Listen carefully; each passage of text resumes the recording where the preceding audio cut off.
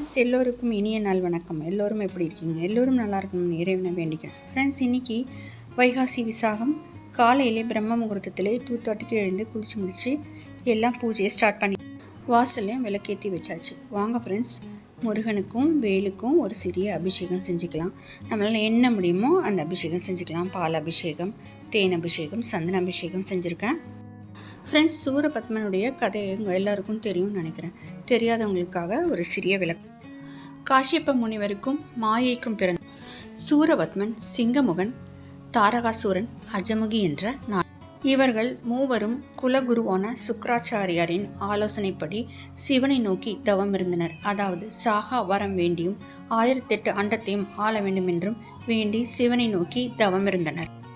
எல்லா வரத்தையும் கொடுத்துவிட்டு சிவபெருமான் பிறந்தவர்கள் அனைவரும் மாண்டுதான் ஆக வேண்டும் என்று கூறினார். அதற்கு சூரபத்மன், அதாவது ஒரு பெண்ணின் வயிற்றில் பிறந்த குழந்தையால் எனக்கு இறப்பு நேரக்கூடாது என்று கூறினார். அதற்கு சிவபெருமான் சரி என்று வரத்தை கொடுத்துவிட்டு சென்றார். வரத்தை பெற்றுக்கொண்ட அசுரன், அதாவது ஆணவத்தால் அந்த மக்களையும் தேவர்களையும் துன்புறுத்தினான். இதனால் தேவர்கள் சிவபெருமானிடம் முறையிட்டனர்.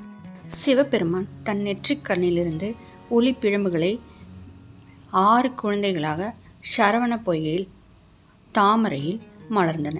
அந்த 6 குழந்தைகளையும் கார்த்திகை பெண்கள் வளர்த்தனர். 6 குழந்தைகளையும் அம்பிகை உமாதேவி ஒன்று சேர்த்து 6 குழந்தைகளும் ஒரு குழந்தையாக 12 கரங்களையும்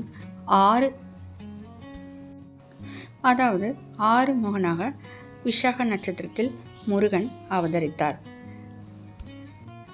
முருகப்பெருமானும் வளர்ந்து பிரகஸ்பதியின் மூலமாக அசுரர்களை பற்றி அறிந்து கொண்டார்.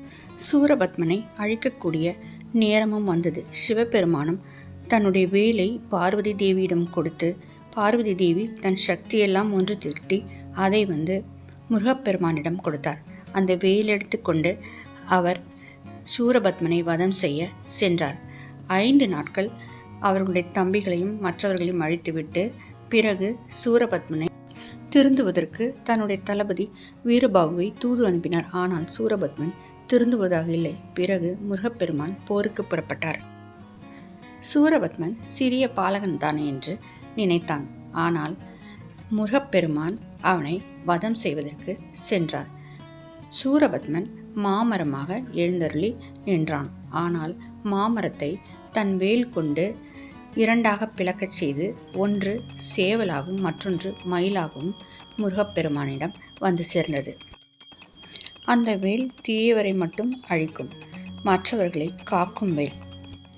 5 முகம் தோன்றின் 6 முகம் தோன்றும், வெஞ்சமரில் அஞ்சேல் என வேல் தோன்றும், நெஞ்சில் ஒரு கால் நினைக்கின் 2 காலும் தோன்றும், முருகா என்று ஓதுவார் முன் என்று வரும் திருமுருகாற்று படையிலே வரும். அதாவது வேல் நமக்கு முருகப்பெருமானை கூப்பிட்ட உடனே வேல் முன்னே வரும் என்று சொல்கிறது இந்த பாடல். ஃப்ரெண்ட்ஸ், விரதம் இருக்க முடிந்தவர்கள் இருக்கலாம், இல்லை என்றால் நாம் விளக்கேற்றி வழிபடலாம். அதாவது 4:40 விசாக நட்சத்திர திதி முடிவடைந்து விடுகிறது. நாம் அதற்குள் விளக்கேற்றி வழிபடலாம். முடியவில்லை என்றால் மாலை 6 மணிக்கு நாம் விளக்கேற்றலாம். நாம் நமக்கு தெரிந்த முருக நாமாவளிகளை சொல்லலாம்.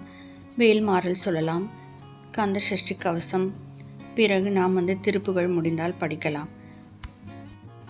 இல்லை என்றால் ஓம் சரவண பவ என்று நாம் 108 முறை அல்லது 21 முறை 9 முறை என்று நாம் சொல்லலாம். ஃப்ரெண்ட்ஸ், இன்றைக்கி நான் பிரசாதம் சக்கரை பொங்கல் தான் செஞ்சேன். நான் திணை அரிசியில் பொங்கலோ இல்லைனா திணை உருண்டை செய்யணும்னு நினச்சேன், முடியலை. திணை அரிசியை நம்ம கழுவி காய வச்சு அதுக்கப்புறமா வறுத்து பொடிச்சு எடுக்கணும். டைம் இல்லை ஃப்ரெண்ட்ஸ். அப்புறம் நான் ஈவினிங் முடிஞ்சால் செய்கிறேன். நாம் அருகில் கோவில் இருந்தால் கோவிலுக்கு சென்று நாம் அபிஷேகத்திற்கு தேவையானதை வாங்கி கொடுக்கலாம். இன்றைக்கு முக்கியமாக அன்னதானம் தான் பிரதானம். நமக்கு முடியாதவர்களுக்கு நாம் அன்னதானம் செய்யலாம். விரதம் இருப்பவர்கள் சிலர் மறுநாள் படையல் போட்டு தான் சாப்பிடுவார்கள். ஃப்ரெண்ட்ஸ், இந்த வீடியோ பிடிச்சிருந்தால் லைக் பண்ணுங்கள், ஷேர் பண்ணுங்கள், மறக்காமல் சப்ஸ்கிரைப் பண்ணுங்கள் friends. Thank you friends. Thanks for வாட்சிங். பெல் ஐக்கானையும் ப்ரெஸ் பண்ணி வச்சுக்கோங்க. அப்போ தான் நான் போடுற வீடியோஸ் உங்களுக்கு கிடைக்கும்.